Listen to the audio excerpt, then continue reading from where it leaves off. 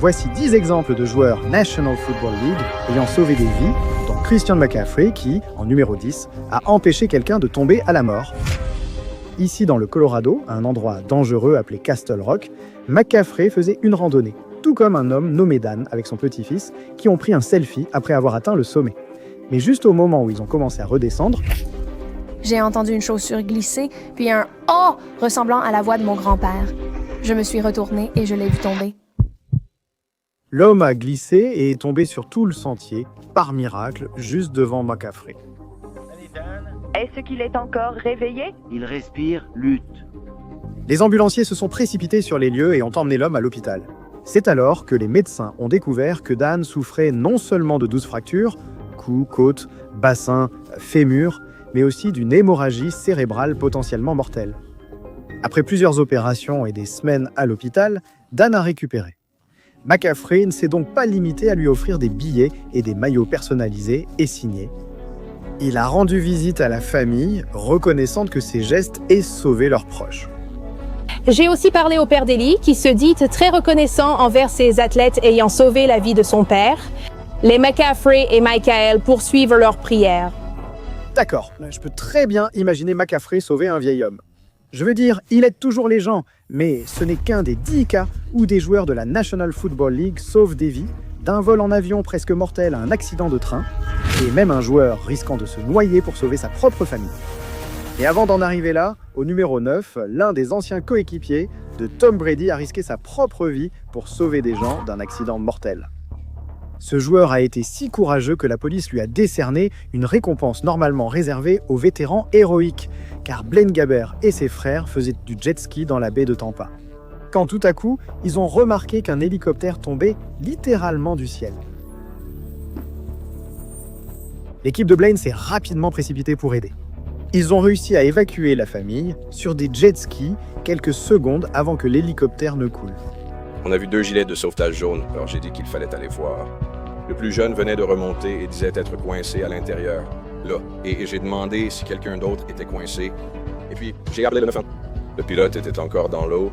Et c'est à ce moment-là que vous êtes arrivés. J'ai tiré le pilote un peu vers le bateau. Et heureusement, les pompiers étaient là. Tout le monde était là. Ça n'était pas moi, le mérite revient à ces gars-là. Sans eux, juste à temps, ça aurait pu mal tourner. Tout le travail que tu as fait là-bas, il n'y a aucune raison pour qu'on ne te fasse pas membre honoraire de notre patrouille maritime. Mais même s'il essayait de donner le mérite aux autres, c'est grâce à ses efforts que la famille a miraculeusement atteint la sécurité sans aucune blessure. Nous étions coincés sous de nombreux objets. J'avais des câbles, fils, casques et ceintures de sécurité autour de moi. J'ai cru que j'allais mourir dans cet hélicoptère. Cet homme a la chance de raconter son histoire et c'est entièrement grâce à Blaine. Mais au numéro 8, le groupe de discussion de Tyreek Hill l'a aidé à sauver la vie de ses fans. Après avoir rencontré des super fans des Chiefs après un match, Tyreek est vite devenu ami avec eux, qui l'ont même invité dans leur groupe de discussion.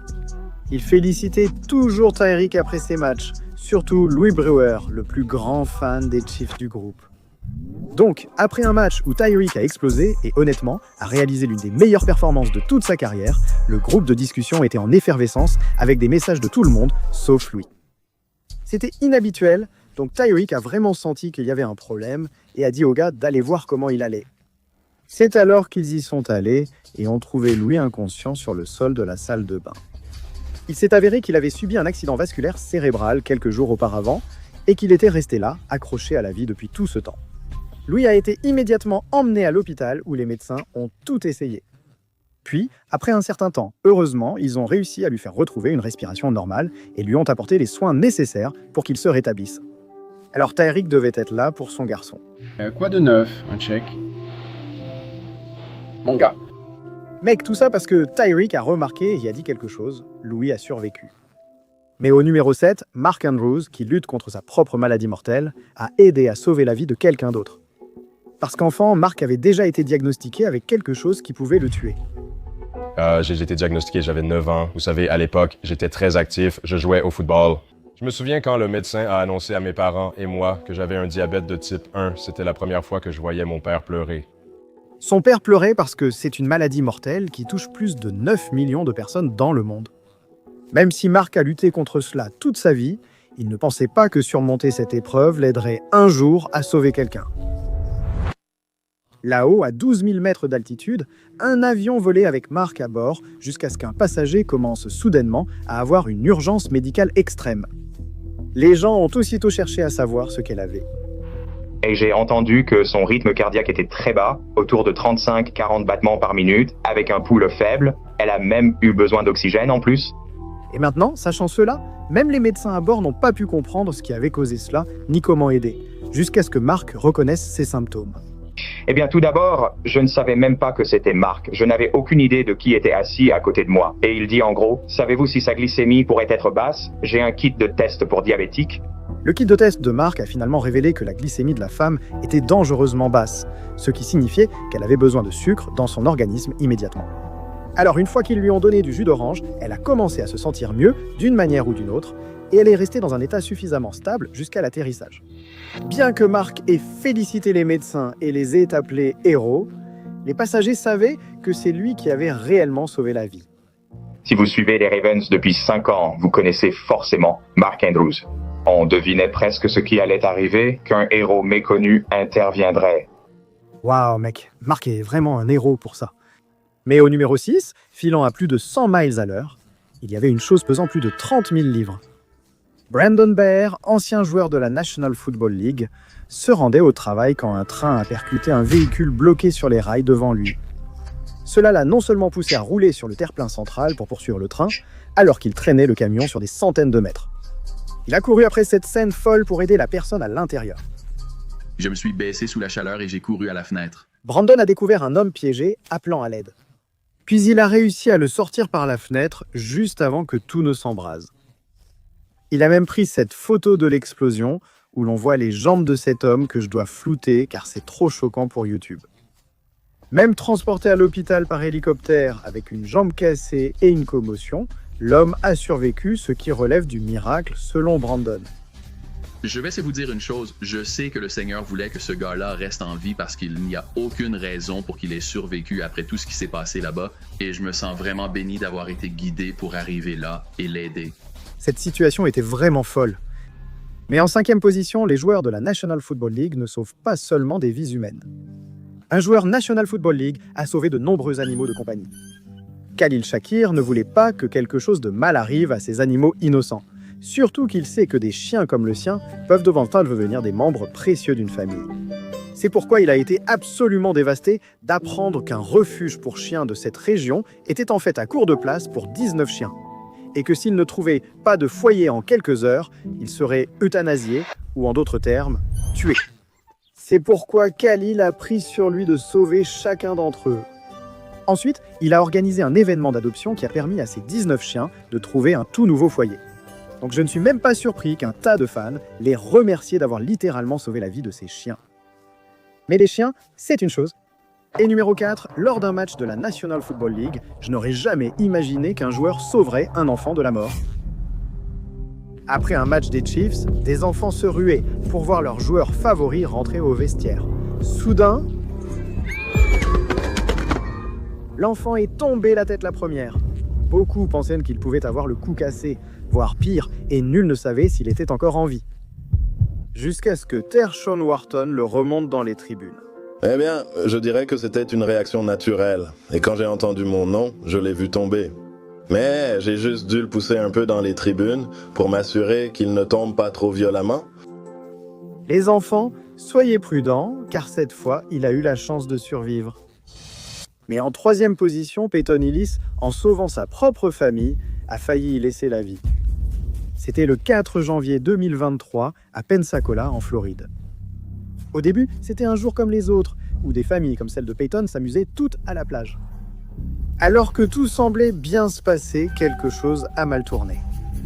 J'entends ma mère crier, puis elle a désigné mon fils et a dit « Ori et Camilla se sont noyés ». Je n'ai même pas réfléchi, j'ai juste réagi et j'ai commencé à courir vers l'eau. Un courant d'arrachement puissant et soudain a aspiré l'eau vers le large, près du rivage, et était extrêmement dangereux. Le fils et la nièce de Peyton se sont mis à se noyer. Je crois que le moment le plus effrayant pour moi, c'est quand je dois nager devant mon fils pour rejoindre ma nièce, car elle est en plus grand danger. Tu vois ses yeux partir en arrière et tu penses « Seigneur, s'il te plaît ». Je me fiche de ma vie. Mais s'il peut sortir d'ici, c'est tout ce qui comptera pour moi. Maintenant, même si Peyton a heureusement ramené sa nièce et son fils sur la rive, les choses ont rapidement empiré. Je me suis juste évanoui. Le 911 a été appelé, les ambulanciers sont arrivés rapidement. Ils ont commencé à s'occuper de lui, mais c'est alors qu'ils ont découvert que Peyton était atteint d'une maladie mortelle. Le service Flight for Life a été crucial lorsqu'il a été transporté par avion à l'hôpital. Et comme ses poumons et ses reins étaient maintenant en train de lâcher, il a été placé sous respirateur et il a complètement perdu connaissance. Pas un, pas deux, mais 10 jours se sont écoulés pendant lesquels il a été pris en charge par les médecins. Jusqu'à ce que, miraculeusement, Peyton non seulement se réveille, mais survive après avoir sauvé la vie de sa famille. C'est à 100% un miracle que personne ne soit mort. Et vous savez, c'est incroyable que nous n'ayons pas eu à enterrer quelqu'un. Waouh mec, il a vraiment gagné mon respect avec ça. Très bien, avant de passer au moment le plus fou où un joueur National Football League a sauvé une vie, détendons l'ambiance avec le numéro 2. Après un entraînement intense, il a marqué un touchdown incroyable lors d'un match. Parce qu'il a failli mourir et a dû se sauver lui-même. Il a ensuite republié le clip avec un montage Call of Duty, disant « J'étais à terre, j'ai dû me réanimer ». Se sauver la vie à la télévision nationale juste pour manquer de respect à ses adversaires, c'était fou. Mais bon, revenons au sérieux. Et premièrement, la seule raison pour laquelle Dak Prescott a sauvé la vie de quelqu'un, c'est parce que la personne la plus proche de lui est morte. Dak n'a jamais pensé qu'il arriverait quelque chose de mal à sa mère, Peggy. Après tout, elle était en bonne santé quand elle a eu Dak. Ils sont rapidement devenus les meilleurs amis du monde, et le lien qu'ils avaient semblait totalement incassable jusqu'à ce qu'on leur annonce une nouvelle dévastatrice. Malheureusement, Peggy a été diagnostiquée d'un cancer. Mais alors qu'elle s'affaiblissait, Dak restait toujours à ses côtés. Les choses ont continué ainsi pendant un certain temps, jusqu'à ce que, malheureusement, moins d'1 an plus tard, elle décède. Dak était évidemment dévasté, mais avoir vécu une tragédie liée au cancer aussi longtemps et aussi douloureusement, c'était quelque chose dont il voulait épargner les autres. C'est pourquoi il a créé la fondation Faith Fight Finish. Un de leurs objectifs était d'offrir des dépistages gratuits du cancer. Il ne devrait y avoir aucune excuse pour ne pas se faire dépister pour cette maladie mortelle.